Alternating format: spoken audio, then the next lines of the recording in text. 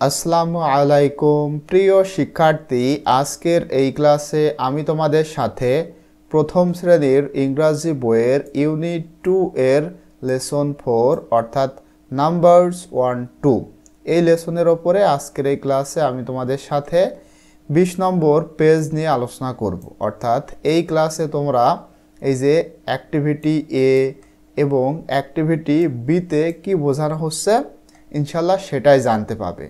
এখানে দেখো, এতে বলা হচ্ছে what do you see in the picture. Picture মানে ছবি, আর সি মানে দেখা, আর হোয়াট মানে কি। তুমি এই ছবিতে কি দেখো, একটা প্রশ্ন করা হচ্ছে, তোমাকে বলতে হবে এই ছবিতে কি কি রয়েছে। দেখো এখানে ছেলে মেয়ে রয়েছে, বালক বালিকা। এরপরে এখানে দেখো একটা বল রয়েছে, দুইটা পাখি উঠতেছে, মেঘ রয়েছে, ঘাস রয়েছে, গাছপালা রয়েছে, বাংলাদেশের পতাকা রয়েছে, স্কুলের একটা ভবন রয়েছে। কেন এটা আমরা স্কুলের ভবন বলতেছি? কারণ দেখো স্কুলের সামনে কিন্তু পতাকা থাকে, ঠিক আছে। আবার ঝোপঝাড় এখানে আমরা দেখতে পাচ্ছি। এগুলো আমাদের ইংলিশে কিভাবে আমরা বলতে পারি, দেখো আমি এখানে অলরেডি লিখেছি। দেখো বয়েজ অ্যান্ড গার্লস মানে ছেলে ও মেয়ে, হ্যাঁ, স্কুল বিল্ডিং মানে স্কুল ভবন, বাংলাদেশি ফ্ল্যাগ মানে বাংলাদেশের পতাকা, এরপরে ফুটবল রয়েছে মানে বাচ্চারা ফুটবল খেলতেছে, তারপরে গ্রিন ঘাস, হ্যাঁ গ্রিন ঘাস মানে সবুজ ঘাস, ট্রিস মানে গাছপালা রয়েছে, হ্যাঁ বুশেস মানে ঝোপঝাড় রয়েছে, টু বার্ডস ফ্লাইং মানে দুইটা পাখি উঠতেছে, অর্থাৎ টু বার্ডস দুইটা পাখি রয়েছে। এরপরে ক্লাউডস মানে মেঘ রয়েছে, ঠিক আছে। দেখো ওই যে মেঘ, মেঘ আমরা দেখতে পারছি, ঠিক আছে। তো এইভাবে তোমরা কিন্তু বলতে পারো। এরপরে দেখো বিতে বলা হচ্ছে লুক, লিসেন অ্যান্ড সে।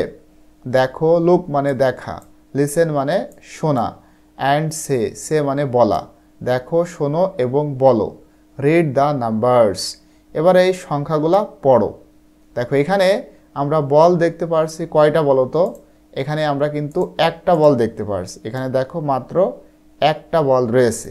এককে আমরা ইংলিশে কি বলি? আমরা বলি ওয়ান।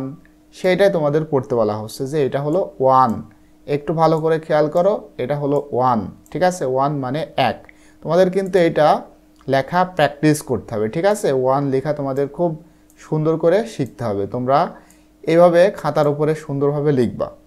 এরপরে এখানে দেখো দুইটা পাখি রয়েছে, অর্থাৎ এই যে একটা পাখি এবং এখানে একটা পাখি, অর্থাৎ এইটাকে ইংলিশে বলা হয় দুইকে ইংলিশে বলা হয় টু, ঠিক আছে। এটা হলো টু।